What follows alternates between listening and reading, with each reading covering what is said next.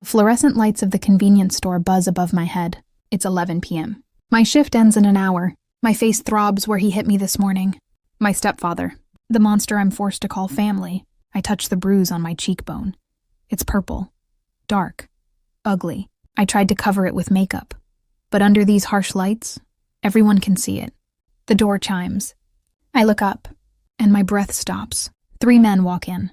No, not men. Predators. They wear black suits, expensive, sharp. Their presence fills the small store like smoke.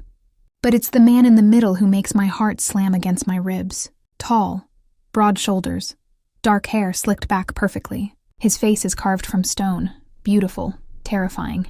His eyes are gray, cold, like winter storms. He doesn't look at me. Not yet. His men spread out. One goes to the back. Another stands by the door. The man in the middle walks slowly through the aisles. I can't breathe. Something about him screams danger. My hands shake as I pretend to organize the counter. Then he's there, right in front of me. Those gray eyes lock onto mine, and I freeze. Cigarettes, he says. His voice is deep, smooth.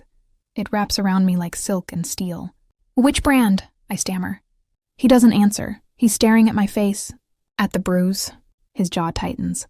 Something dark flashes in his eyes. Who did that to you? His voice drops lower, deadlier. I fell. The lie tastes bitter on my tongue. His eyes narrow. He doesn't believe me. Of course he doesn't. Don't lie to me. Each word is a command. My pulse races. I don't know you. You can't. I can do anything I want. He leans forward slightly. Now tell me, who hurt you? The door chimes again, and my blood turns to ice. My stepfather walks in, drunk, angry. His eyes find me immediately. There you are, you little... He stops when he sees the man in front of me. But he's too drunk to be smart, too angry to care. Move aside, my stepfather slurs, waving his hand at the stranger. That's my daughter. We got business. The temperature in the store drops. The man in the suit doesn't move. Doesn't even blink. Your daughter. His voice is velvet over razors. Yeah, now move.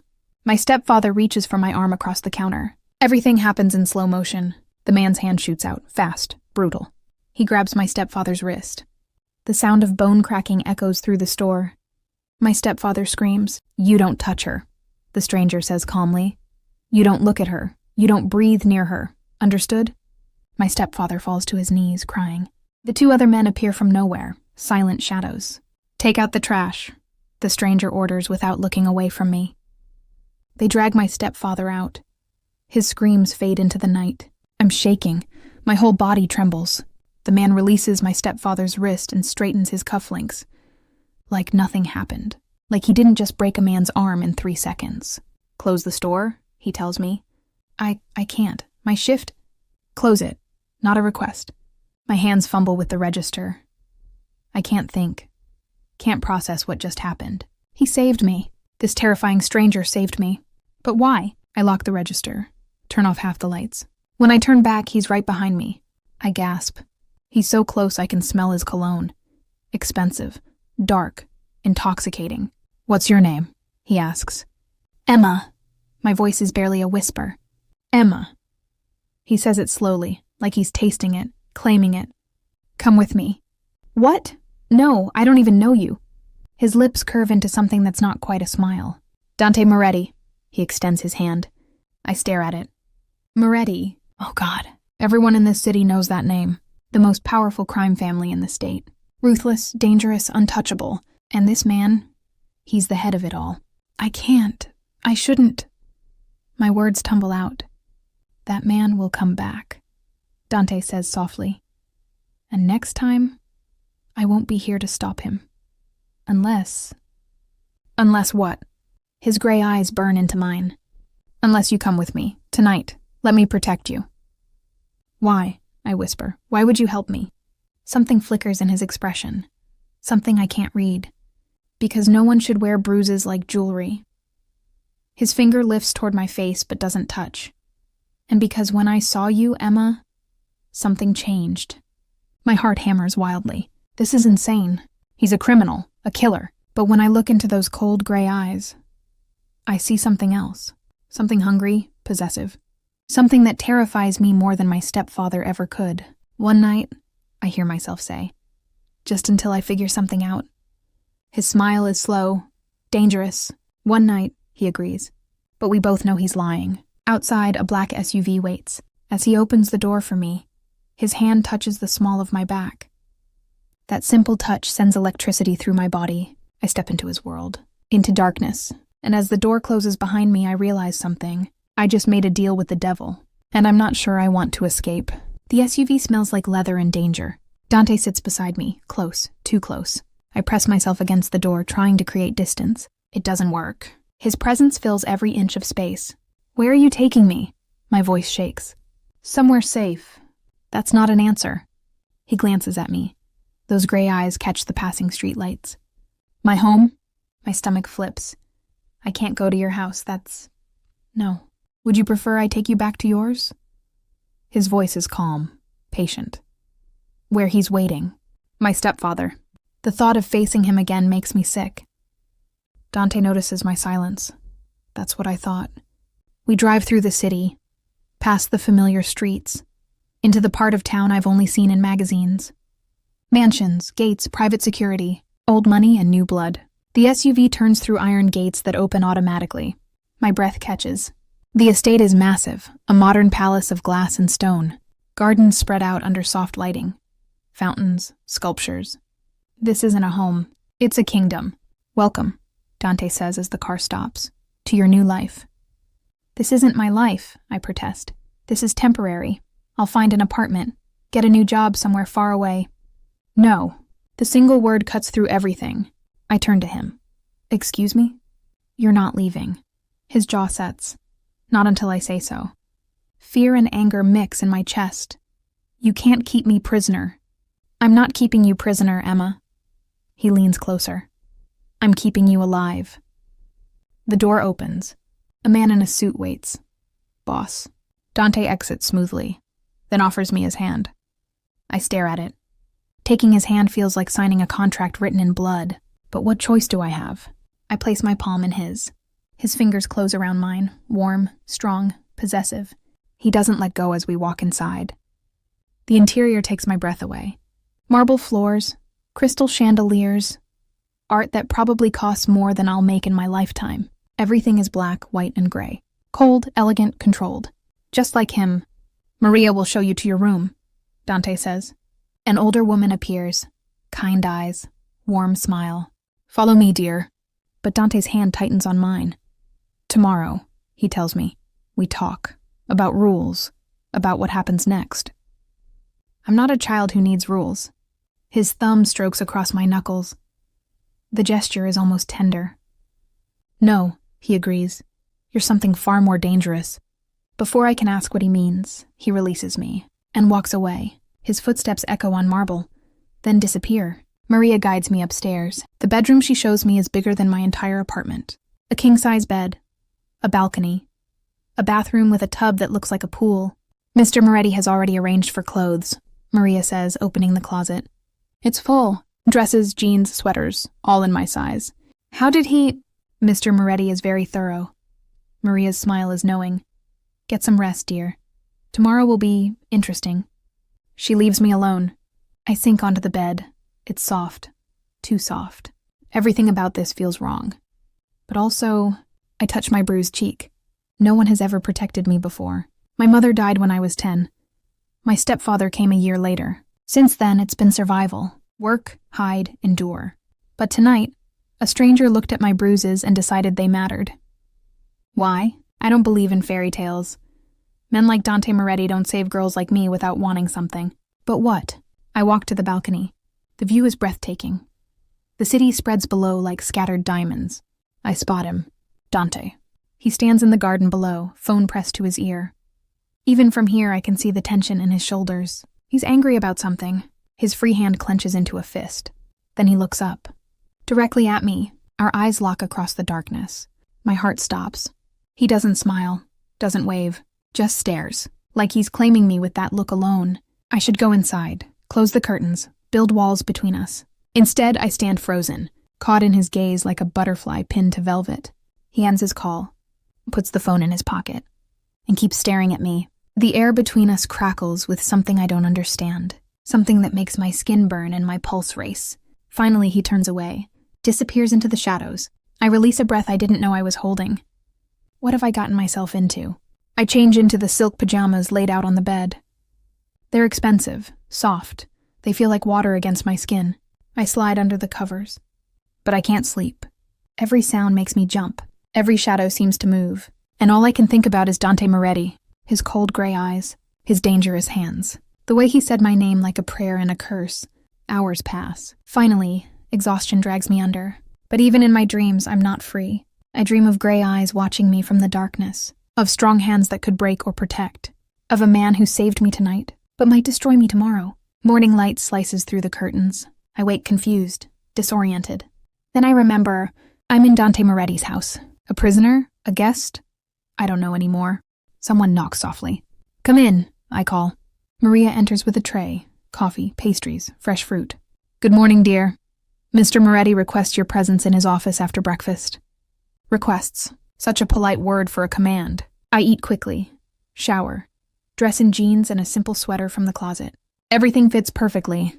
How did he know my size? The thought makes me uncomfortable.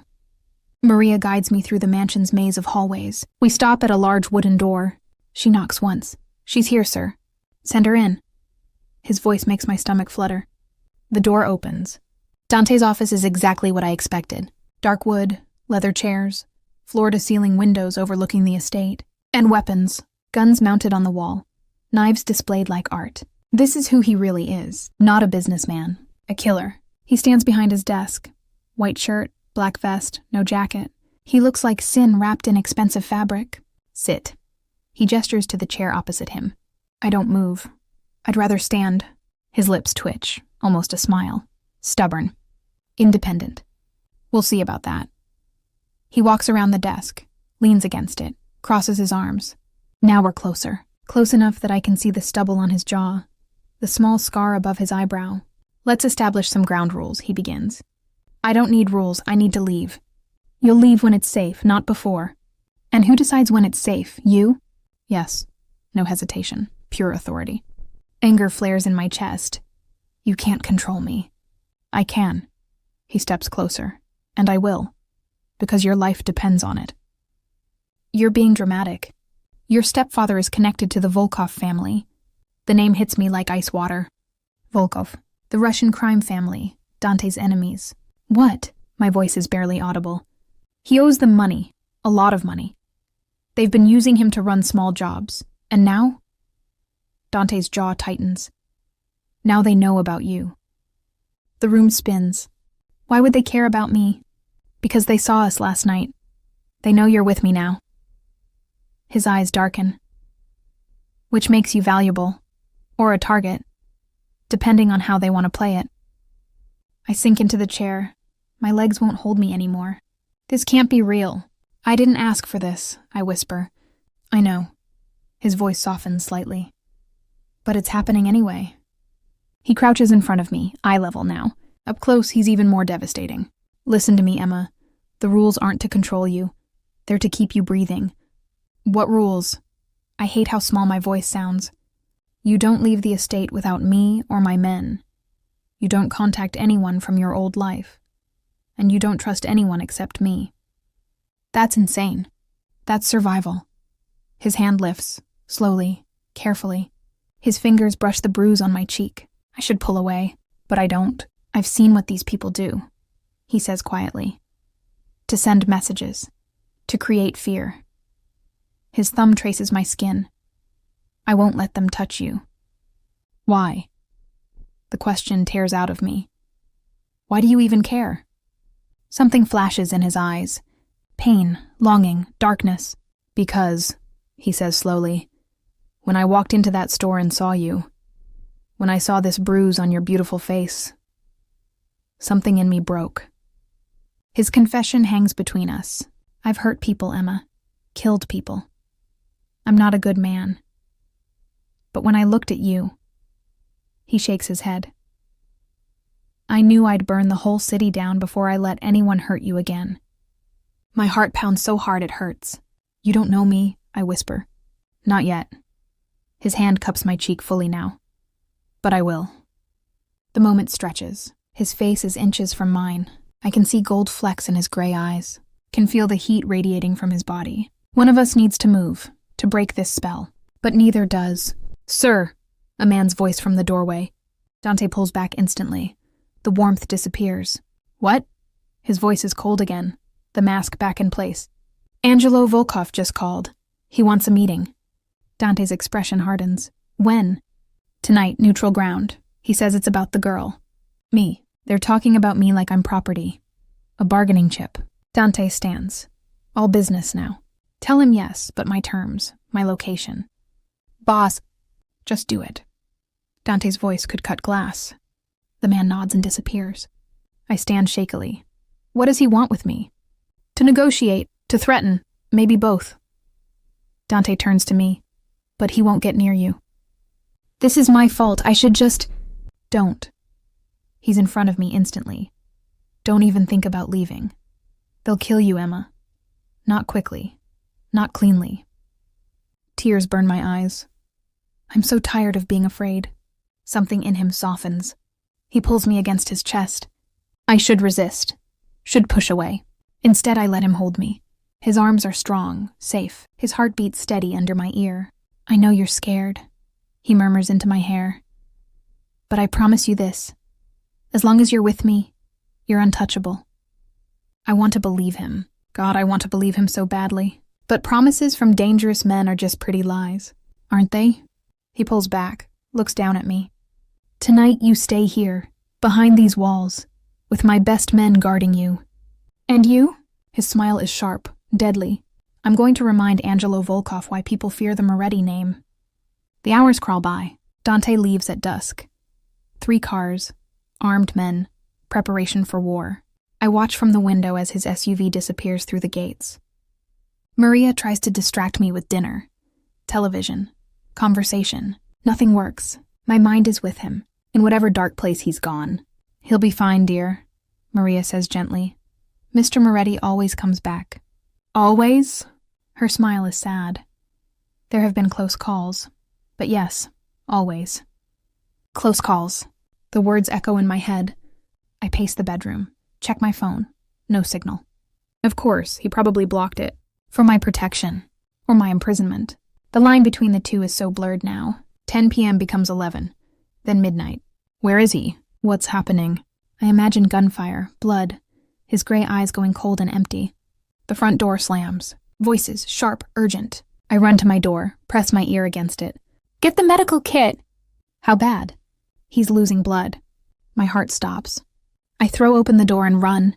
Down the stairs, following the voices. In the foyer, Dante leans against the wall. Blood soaks through his white shirt. His face is pale, jaw clenched against pain. "Emma," his eyes find mine. "Get back upstairs." "You're hurt." I rush to him. 2 men try to block me. "Move!" I snap with authority I didn't know I had. They hesitate. "Look at Dante." He waves them off. "Let her." Up close, the blood is worse. A wound on his side, deep, angry. What happened? My hands shake as I touch the torn fabric. Angelo brought more men than agreed. Got messy. He winces. "I'm fine." "You're bleeding!" I've had worse. But his breathing is labored. Maria appears with a first aid kit. "Take him to his room," she orders the men. They help him up the stairs. I follow. My hands are sticky with his blood. His bedroom is as stark as the rest of the house. Massive bed, dark colors, minimalist. They lay him on the bed. Maria cuts away his shirt. The wound is a bullet graze. Long, bleeding, but not fatal. "I can handle this," Maria says. "I've patched him up before." But Dante's eyes are on me. "Emma." His hand reaches out. "Stay." It's not a command this time. It's a request. I take his hand. Maria works efficiently, cleaning, stitching, bandaging. Dante doesn't flinch, doesn't make a sound, but his grip on my hand tightens with each stitch. I watch his face. The lines of pain. The stubborn set of his jaw. This man walked into danger tonight. For me. Because I exist in his world now. Finally, Maria finishes. Rest. No moving for at least 2 days. "Tomorrow I have 2 days," Maria repeats firmly. or these stitches tear and you bleed out. Your choice, Mr. Moretti." He scowls but nods. Maria and the men leave. Suddenly it's just us, alone in his bedroom. His hand still holds mine. "You should go," he says quietly. "Get some sleep. You almost died tonight." "I've almost died 100 times. He tries to sit up, gasps. "Stop moving," I push him back gently. He falls against the pillows, breathes hard. "Stubborn," I mutter. "You're one to talk." I grab a chair, pull it beside his bed. "What are you doing?" he asks. "Staying, in case you need something." "Emma, don't argue, you're too weak." His laugh is rough, pained. "No one talks to me like this." "Well, someone should." I settle into the chair. "Now rest." He watches me, those gray eyes softer now. "Tell me something," he says after a moment. "Like what?" "Anything. I need distraction from the pain, I think. I wanted to be a teacher once." "Really?" "Yeah. Kids, art, creativity." I smile sadly. But life got in the way. Money, survival. What else? His voice is drowsy now, the pain medication kicking in. "I love thunderstorms, old movies, chocolate ice cream at midnight." "Midnight ice cream," he smiles faintly. "Noted." "What about you?" I ask. "What did Dante Moretti want to be before he became a monster?" I was going to say powerful. He's quiet for a long moment. "I wanted to be free," he finally says. "But my father had other plans. The family business, the legacy, the blood." "Do you regret it?" "Every day." His eyes close. "Except tonight." "Why not tonight?" "Because tonight I protected something worth protecting." His hand squeezes mine. "You." My breath catches. "Sleep," I whisper. "I'll be here." "Promise?" "Promise." Within minutes, his breathing evens out. Sleep claims him, but I stay awake, watching him, this dangerous, powerful, broken man, who killed for me tonight, who bled for me. I should be terrified. Instead, I lean forward and press a soft kiss to his forehead. "Thank you," I whisper against his skin. He doesn't wake, but his hand, still holding mine, tightens just a little. Like even in sleep, he won't let me go. 3 days pass. Dante heals, slowly, stubbornly. He refuses to stay in bed despite Maria's threats. I find myself spending hours with him, bringing meals, changing bandages, arguing about everything. "You need to rest," I say for the 100th time. "I need to work." He's at his desk despite the pain. "You're impossible. And you're persistent." He looks up. "Why do you care so much?" The question catches me off guard. "Because," I falter, "because someone should." Truth is, I don't know anymore. Why do I care? He's a criminal, a killer. He's holding me here against my will. But he's also the first person who looked at my pain and decided it mattered, who stood between me and danger without hesitation, who holds my hand in the dark like I'm precious. The line between gratitude and something else blurs more each day. That night, I can't sleep. I wander the mansion, explore rooms I haven't seen, a library, a gym, an indoor pool that glows blue in the darkness, and a music room. A grand piano sits in the center, dust-free, recently played. I touch the keys. They're smooth, cool. "Do you play?" I spin around. Dante stands in the doorway, shirtless, bandages wrapped around his torso. The sight of him steals my breath. He's all muscle and scars, power barely contained. No, I never learned." My voice is unsteady. He walks toward me, slowly, like a predator. "I do." "Really?" "My mother insisted. Before she died." He sits on the bench, pats the space beside him. "Sit." I hesitate. Something about this feels intimate, dangerous, but I sit. Our thighs touch. Heat radiates between us. His fingers find the keys, and he plays. The music is beautiful, haunting, melancholy. I watch his hands. Strong hands that have hurt people, now creating something achingly lovely. "It's beautiful," I whisper. Chopin, Nocturne in C-sharp minor. His fingers never stop moving. My mother's favorite. She had good taste. She had a terrible life. His jaw tightens. Married to my father, that monster. The music shifts, becomes darker. "He hurt her?" I ask softly. "Every day, in every way." The notes crash and collide. I was 12 when I decided to kill him. My breath stops. Did you? No. Someone else got there first. A rival family. His hands still on the keys. I should have felt relief. Instead, I felt cheated. He turns to look at me. We're so close now. His eyes are stormy, tormented. I became him, Emma, the thing I hated most. His hand lifts, cups my face. Until I saw you. Dante, I don't know what to say. You make me want to be different. Better. His thumb brushes my lip. And that terrifies me. Why? Because men like me don't get redemption. We get bullets and blood. Maybe you're wrong. I'm never wrong. But his voice lacks conviction. The air between us is electric. Charged. Dangerous. Emma. My name is a warning. A plea. If you don't leave right now, I'm going to kiss you. My heart hammers. What if I don't want to leave? His eyes darken. You don't know what you're saying. Yes, I do. I lean closer. I'm saying I trust you. You shouldn't. But I do. Something breaks in him. His mouth crashes against mine. The kiss is desperate. Hungry. Like he's been starving for this moment. I kiss him back with equal intensity.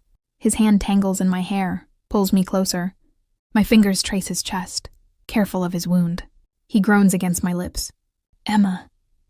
He breathes my name like a prayer. We break apart, gasping. His forehead rests against mine. This is insane, he whispers. I know. You should hate me. I should. I kiss him again, softer this time. But I don't. His arms wrap around me, gentle, protective. We sit there, holding each other. Two broken people finding something whole. Stay with me tonight, he murmurs. Just sleep. I need you close. Okay. He leads me to his room. We lie on his bed, fully clothed. He pulls me against his chest. Safe, warm. His heart beats steady beneath my ear. Emma. I'm falling for you. His voice is raw, vulnerable. And I don't know how to stop. I tilt my head, look up at him. Then don't, I whisper. He kisses my forehead. And we fall asleep tangled together. For the first time in years, I feel safe. But in the back of my mind, a warning whispers. Safety with a dangerous man is just an illusion, one that shatters the moment you need it most. I wake alone. The bed is cold where Dante slept. Morning light streams through the windows. How long was I asleep? I find a note on the pillow. Business back tonight. Stay safe. His handwriting is sharp, controlled. Like everything about him, I shower, dress, try to act normal. But nothing feels normal anymore. I kissed him last night, slept in his arms, admitted I trust him. What am I doing? Maria serves breakfast, but she's quiet, tense. Is everything okay? I ask. Mr. Moretti had an early meeting. Unexpected. She won't meet my eyes. Maria, what's wrong? Nothing, dear. Eat. But something is wrong. I can feel it. After breakfast, I explore more of the mansion. I shouldn't. It's invasive. But I need to understand who Dante really is. I find another office, smaller, hidden behind a bookcase. Inside are files, computers, photographs. I know I should leave, but curiosity wins. I open a file. My blood runs cold. It's about me. Photos, personal information, my work schedule, my address. From weeks ago, before we met, he was watching me, researching me, long before that night in the store. My hands shake as I flip through more pages. Details about my stepfather, my mother's death, my entire life. He knew everything. The door opens behind me. Find anything interesting? Dante's voice is cold. I spin around. He leans against the door frame. Suit perfect. Expression unreadable. You were following me. My voice trembles. Before that night, you knew everything about me. Yes. No denial, no excuse. Just cold truth. Why? Tears burn my eyes. He walks toward me, slow, deliberate. Because 5 weeks ago, your stepfather tried to sell information to the Volkovs. Information about my operations. He stops in front of me. I sent men to investigate. They found you instead. So this, I gesture between us. This was all a setup? No. His jaw clenches. At first, yes. I planned to use you for leverage against him, but then... Then what? Then I saw your bruises in those surveillance photos, read about how he hurt you, and something changed. His hand lifts toward my face. I step back. Don't touch me. Pain flashes in his eyes. Emma, you lied. Everything was a lie. Tears stream down my face. The store, the rescue, you planned it all. I didn't plan to care about you. His voice rises, raw. I didn't plan to fall for you, but I did. And now I can't. Can't what? Can't let me go? Because I'm useful? I laugh bitterly. Or because I'm your little project? The damaged girl you can save? That's not fair. None of this is fair. I'm shouting now. You took away my choice, my freedom. You made me feel safe while lying to my face. I protected you. You manipulated me. Silence crashes between us. He looks destroyed, furious, lost. You're right, he finally says. I should have told you, but I was afraid. Of what? That you'd look at me exactly how you're looking at me now. His voice breaks. Like I'm a monster. You are a monster. The words taste like poison. Just a different kind than my stepfather. I push past him. Run! Through hallways. Downstairs. I need to leave. Need to escape. But when I reach the front door, guards block my way. Let me through, I demand. They don't move. Mr. Moretti's orders, miss. You can't leave. I'm not a prisoner. For your safety. I don't care, I scream. Footsteps behind me. Dante. Let her go, he says quietly. The guards look confused. Sir? You heard me. Open the gates. Let her leave. They exchange glances but obey. I turn to face him. He looks broken, defeated. Go, he says. If you want freedom, take it. I won't stop you. Just like that? Just like that. He steps closer. But know this, Emma. The moment you walk out those gates, the Volkovs will find you. They're watching, waiting, and I won't be there to protect you. Maybe I don't need protection. Maybe. His eyes are hollow. Or maybe you'll be dead within 24 hours. The words hang in the air. He reaches into his pocket, pulls out a phone. Take this. My number is programmed. If you need me, if they come for you, call. I take the phone with shaking hands. Goodbye, Emma. He turns away, starts walking. Wait. He stops. Doesn't turn around. Why did you really save me that night? My voice cracks. The truth. His shoulders tense.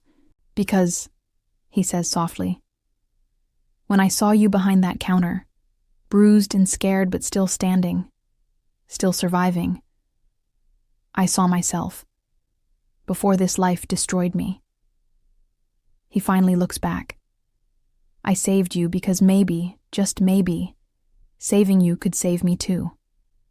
Then he's gone, disappeared into the shadows of his mansion. I stand at the open gates, freedom ahead, danger behind. Both feel like death. I take one step, then another. Out of his world. Back to mine. But with every step, my heart screams at me to go back. 2 days alone. 2 days of looking over my shoulder. 2 days of missing him. I found a motel. Paid cash. Used a fake name. The phone he gave me sits on the nightstand. I haven't called. My pride won't let me. But every night I stare at it. Wanting. Aching. On the 3rd day, I venture out for food. The streets feel wrong. Exposed. I keep thinking I see men watching me. Paranoia or reality? I grab groceries quickly, head back to the motel. That's when I notice the car. Black, tinted windows, following me. My heart races. I walk faster. The car speeds up. I run. The car cuts me off. 3 men get out. Russian accents, cold eyes. Volkovs. Emma, yes? The leader smiles. Come with us. Nice and quiet. No, I back away. He pulls a gun, silencer attached. Not a request, sweetheart. People walk past. No one notices. No one cares. This is how I die. In broad daylight, alone. I should call Dante. But the phone is in my bag, unreachable. The man grabs my arm, his grip is iron. Boss wants to meet you. You're going to help us send a message to Moretti. They drag me toward the car. I scream, fight, kick. A hand covers my mouth. Everything goes dark. I wake in a warehouse. Concrete. Rust. The smell of oil and fear. My hands are tied to a chair. My head throbs. A man sits across from me. Older. scarred, eyes like a shark. Angelo Volkov. You're awake. Good. His accent is thick. We have much to discuss. I have nothing to say to you. He laughs. You have spirit. I see why Dante likes you. He doesn't. Please, don't insult my intelligence. He lights a cigarette. He burned 3 of my warehouses looking for information on you. Killed 7 of my men. Started a war. He leans forward. All for a girl he claims to have just met. Interesting, no? My mouth goes dry. What do you want? Simple. You call him. Tell him to meet me. Alone. Unarmed. He smiles. Or I start cutting off your fingers and sending them to him one by one. Terror floods through me. He won't come. We're not together anymore. Liar, Angelo nods to one of his men. Pain explodes in my side. A punch, then another. I gasp, choke. Tears stream down my face. Call him, Angelo repeats. Now. They throw the phone in my lap. My hands shake as I dial. It rings once. Emma. Dante's voice is immediate, desperate. Where are you? Are you hurt? My voice breaks. Baby, talk to me. Angelo grabs the phone. Moretti, your little pet is with me now. He puts it on speaker. Dante's silence is terrifying. Then, if you hurt her, I will end your entire bloodline.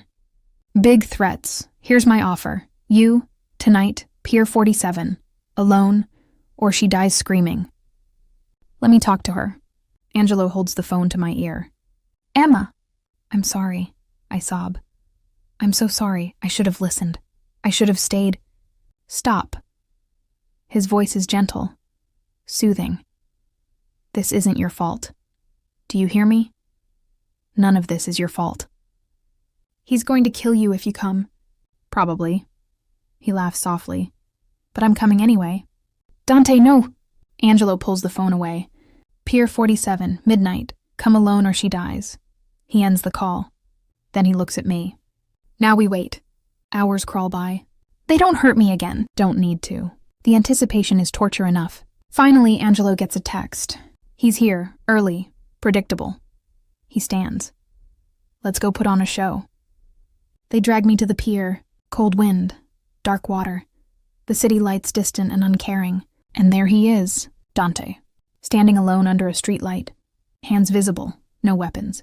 He came, knowing it's a trap, knowing he might die. He came for me. Angelo shoves me forward. I fall to my knees on the concrete. Dante's eyes find mine. The pain in them destroys me. Let her go, he says calmly. This is between us. True. Angelo pulls a gun, points it at my head. She's such good leverage. Angelo, we can negotiate money, territory, anything. I don't want your money, Moretti. Angelo's finger tightens on the trigger. I want you to suffer, like I suffered when you killed my brother. Dante's mask cracks. Victor deserved what he got. Maybe, but you still took him from me. Angelo cocks the gun. So now I take her from you. Everything happens in slow motion. Angelo pulls the trigger. Dante moves. A gunshot rings out, but not from Angelo's gun, from the shadows. Angelo falls, blood pools beneath him. Dante's men emerge from everywhere. Rooftops, containers, the water itself. He never came alone. Dante rushes to me, cuts my bindings, pulls me into his arms. I've got you. You're safe. I've got you. I cling to him, sobbing, shaking. You came. Always. He kisses my hair, my face, my lips. I will always come for you. His men secure the area. Volkov soldiers surrender or die. The war is over. We won, but at what cost? Dante carries me to his car. Holds me the entire drive home. Home. When did his mansion become home?